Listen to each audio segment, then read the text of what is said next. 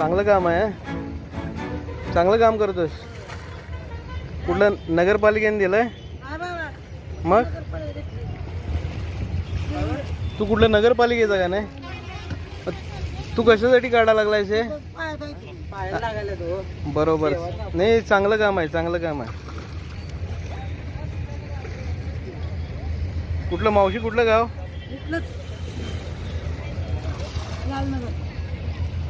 काय तुझं नाव काय रे? चांगलं काम करायला लागलायस तू. अरे चांगलं काम करायला लागलाय. ओंकार शिंदे चांगलं काम करतोय. पडलेल्या ज्या मूर्त्या आहेत, श्रींच्या मूर्त्या, ह्या घाटावर आणून ठेवतोय.